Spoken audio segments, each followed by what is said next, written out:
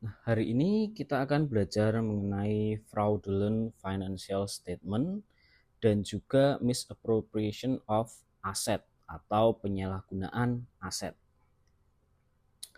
Nah, fraud itu sebenarnya ada banyak ya. Ini ya, fraud ini sebenarnya ada banyak.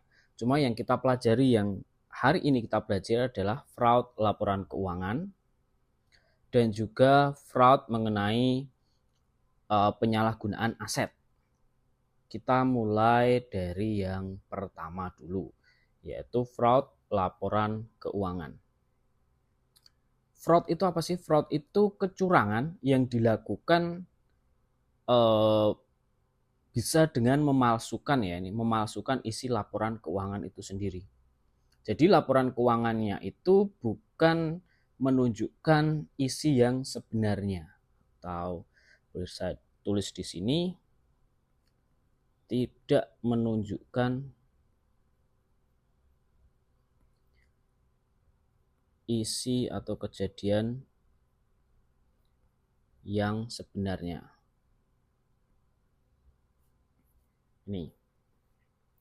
Kenapa ya? Karena isinya dipalsukan atau isi laporan keuangannya dipalsukan. Biasanya pemalsuannya ada dua jenis. Yang pertama ini net worth atau net income over statement. Jadi nilai income atau nilai asetnya itu overstatement. Overstatement ini artinya dilebih-lebihkan atau dinilai terlalu besar ya, ini diakui terlalu besar. Jadi misalkan nilai aset, dia punya mobil itu dinilai buku sebenarnya itu 100 juta, tapi kemudian diubah bagaimana caranya itu agar nilainya menjadi 150 juta.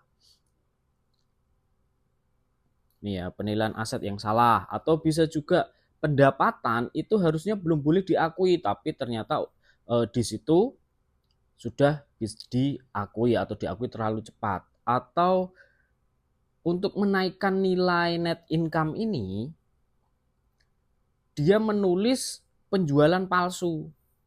Jadi ada penjualan, tetapi itu bukan penjualan asli, cuma penjualan palsu.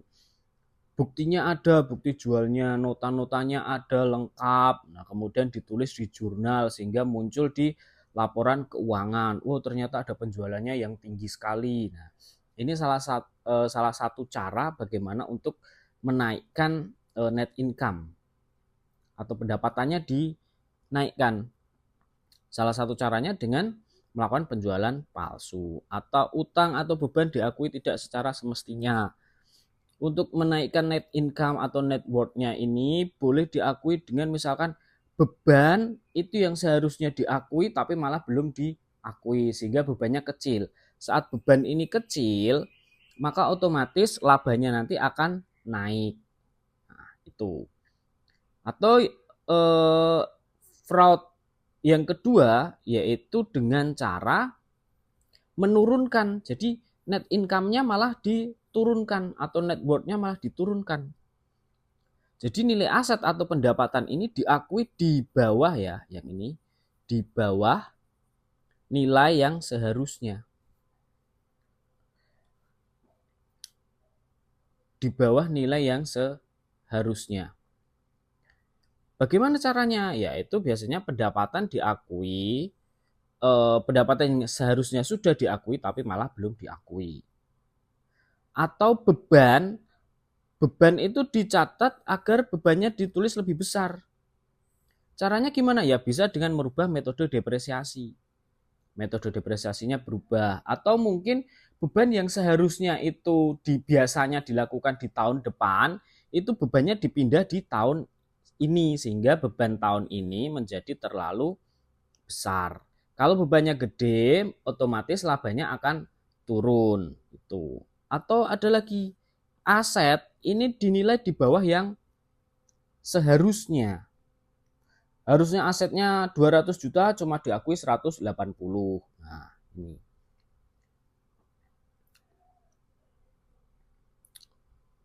Nah, hal ini semua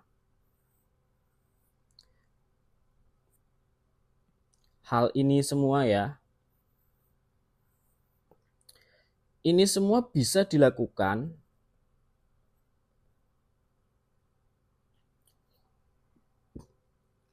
dengan cara manajemen laba.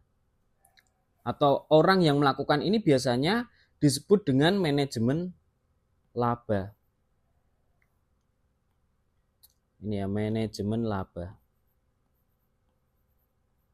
Manajemen laba itu apa sih? Merubah-rubah nilai laba.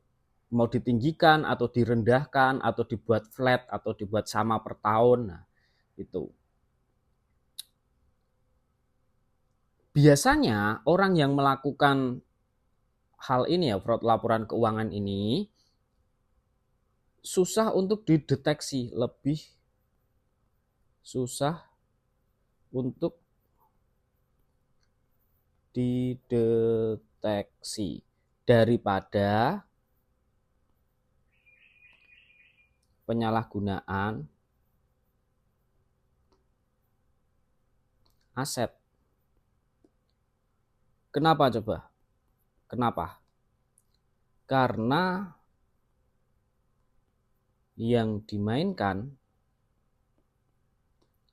adalah metode. Nah, jadi di sini yang dimainkan, kenapa sih?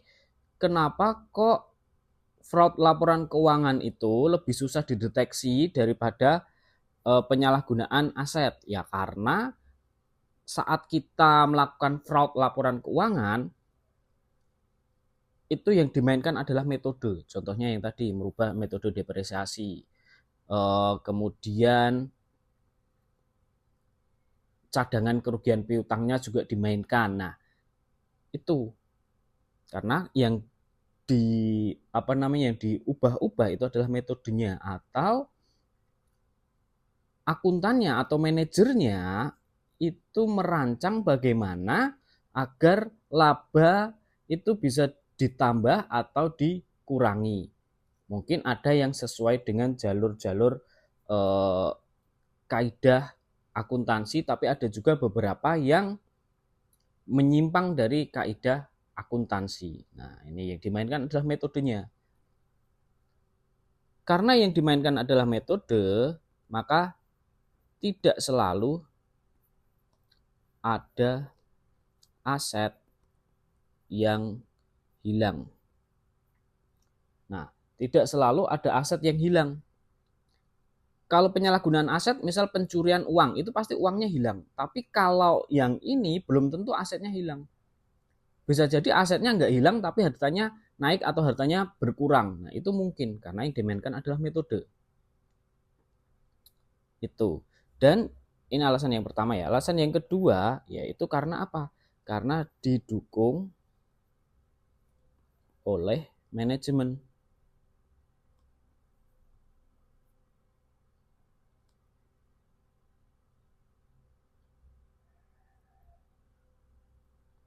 Ya. Jadi didukung oleh manajemen. Loh, memangnya kenapa kalau didukung oleh manajemen? Didukung oleh manajemen ini artinya bukti-buktinya lengkap atau mendekati lengkap. Misal kita mau melakukan yang tadi apa ya, penjualan palsu yang ini ya. Misal kita mau melakukan penjualan palsu yang ini nih, penjualan palsu, maka buktinya lengkap. Manajemen bisa mengeluarkan bukti penjualan dan lain-lain. Nah, bisa karena didukung oleh manajemen. Jadi artinya didukung oleh manajemen ini ya berarti manajemen ini beserta seluruh karyawan. Otomatis kalau manajernya nyuruh ngeluarin bukti penjualan ini, pasti karyawannya akan ikut. Kalau karyawannya nggak nurut, ya udah dikeluarin aja dari perusahaan atau dipecat. Sehingga karyawannya pasti mau. Nah, ini susah karena sudah level manajemen yang melakukannya. Itu. Lalu sebenarnya kenapa sih orang mau melakukan financial statement fraud? Nah, yang pertama, kalau manajemen itu melakukan financial statement fraud, atau fraud financial statement ya, yang menambah nilai ya jelas untuk menarik investor. Kalau nilai perusahaan tinggi otomatis investor tertarik. Untuk apa lagi ya? Untuk memenuhi syarat kredit. Biasanya kan ada nih dari misalkan mau pinjam uang ke bank. Ada syarat nih harus labanya tinggi atau harus labanya konsisten. Nah, ini untuk memenuhi syarat kredit. Atau untuk yang lain lagi, untuk memenuhi ekspektasi dari pemilik perusahaan. Nih, pemiliknya mentargetkan bahwa perusahaan harus laba di atas 10% dari atau kenaikannya di atas 10% dari laba tahun kemarin. Ya udah, karena perusahaan nggak bisa melakukan itu ya pakai fraud aja. Dimanipulasi laporan keuangannya. Kayak gitu agar labanya naik. Atau untuk meningkatkan harga saham. Saat laba naik, biasanya harga saham akan meningkat. Atau untuk yang lain-lain banyak sekali. Contohnya untuk menambah bonus. Kalau perusahaan laba nanti direkturnya atau manajernya dapat bonus. Nah, contohnya seperti itu. Lalu apakah ada yang mengurangi nilai? Ada. Fraud itu juga bisa digunakan untuk mengurangi nilai. Untuk apa? Jelas menurunkan pajak. Kalau labanya kecil, pajak yang dibayarkan juga kecil. Atau apa? Atau untuk mengurangi laba tahun ini sehingga laba tahun depan dapat naik. Tahun ini labanya gede banget, tapi tahun depan kita belum tentu bisa dapat laba. Maka laba tahun ini dipindah ke laba tahun depan agar laba tahun depan itu juga tinggi. Atau untuk menunjukkan pertumbuhan yang konsisten. Menunjukkan pertumbuhan yang konsisten ini seperti apa? Misalkan tahun kemarin sudah laba, tahun ini juga harus laba, tahun depan juga harus laba. Jadi konsisten, labanya naik kayak gitu. Lalu siapa sih yang tadi ya? Siapa sih yang bisa melakukan financial statement fraud? Yang pertama adalah senior manager. Yang kedua adalah middle manager. Nah, employee bisa nggak? Employee itu bisa. Nih, ini saya kasih garis-garis ya, garis-garis putus-putus. Employee ini bisa nih, employee. Employee bisa asalkan dapat dapat persetujuan dari senior manager ataupun middle manager. Artinya fraud ini sistematik. Senior manager, middle manager, dan nanti bisa minta bantuan ke employee atau karyawannya, atau karyawan tingkat bawah, atau karyawan-karyawan tertentu. Tapi kalau karyawan sendiri, bisa nggak? Kalau karyawan sendiri nggak bisa. Susah sekali. Mungkin bisa untuk kasus-kasus tertentu, tapi sangat susah. Tanpa persetujuan middle manager dan senior manager. Itu. Lalu selanjutnya kita akan bahas mengenai misappropriation of asset. Ini dia. Penyalahgunaan aset itu secara garis besar ada dua, yaitu pencurian dan penyalahgunaan aset secara tidak semestinya atau penggunaan aset secara tidak semestinya. Saya bahas yang ini dulu ya. Penggunaan aset tidak semestinya ini contohnya apa? Penggunaan aset perusahaan untuk kepentingan pribadi. Yang paling gampang ini contohnya adalah mobil dinas untuk mudik. Ini sudah termasuk penyalahgunaan aset. Penggunaan aset tidak semestinya dan lain-lain. Kalian nanti bisa cari sendiri contohnya. Lalu untuk yang kedua, pencurian aset ini ya, pencurian aset. Pencurian aset ini bisa jadi pencurian kas atau uang, pencurian persediaan atau inventory, atau pencurian aset lainnya. Yang paling sering itu adalah ini pencurian aset dan juga pencurian persediaan. Ini biasa dilakukan oleh karyawan. Nah, ini bisa karyawan,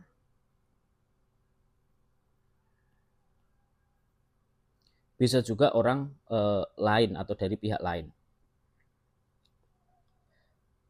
Pencurian kas itu uangnya dicuri. Mungkin ada uang di perusahaan atau perusahaan menaruh kas kecil hanya di laci meja kasir misalkan. Itu bisa dicuri dengan gampang misalkan. Pencurian persediaan inventory. Jadi di gudang itu biasanya ada persediaan kan ya di gudang. Nah, karyawan gudangnya tuh nyuri. nyuri misalkan, atau di toko kelontong disuruh jagain toko, itu malah sambil nyuri, mungkin nyuri sampo satu, sabun satu, atau yang lainnya. Nah, ini bisa dilakukan oleh karyawan level bawah sampai atas. Jadi penyalahgunaan aset ini bisa dilakukan oleh semua karyawan, bahkan karyawan level bawah pun bisa melakukan pencurian ini, kayak gitu. Ini gampang diketahui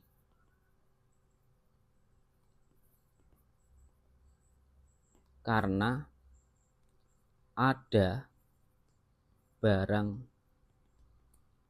yang hilang. Jadi kelihatan.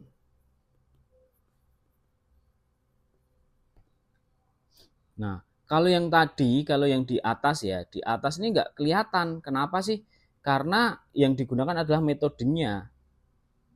Didukung juga oleh bukti yang lengkap. Belum tentu ada barang ya, tidak selalu ada aset yang hilang, nggak selalu. Penurunan, misalkan untuk menurunkan ya, untuk nih mengurangi nilai, apakah ada barang yang hilang? Enggak harus ada barang yang hilang, cuma nilainya turun. Barangnya tetap ada, jadi nggak mudah kelihatan. Kalau pencurian aset ini pasti lebih mudah diketahui karena ada barang yang hilang atau kelihatan hilangnya. Ataupun mungkin nanti ya, mungkin nanti di gudang, karyawan gudang itu mencuri, tetapi dia juga mengubah nilai stok di komputernya. Itu tetap masih bisa kelihatan. Kenapa? Karena nanti ada catatan atau histori dari laptop itu bahwa barang itu sudah dihapus atau sudah dikurangi. Nah, contoh-contohnya seperti itu. Jadi tetap masih lebih mudah diketahui atau lebih gampang diketahui daripada yang fraud financial statement. Oke, nah itu aja untuk hari ini dan sampai jumpa. Dadah.